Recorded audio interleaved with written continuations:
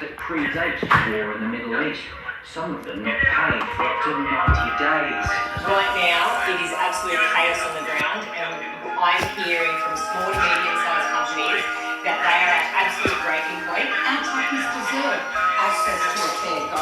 The government to remove the 6-month wait to renegotiate freight contracts, and diesel fuel standards will be lowered slightly to ease supply constraints. A little more flexibility for pilots to switch between fuels as well. But farmers are warning their costs plus transport will be a double 나 차 whammy 뿌리냐 for 나이가 farmers. 나 차.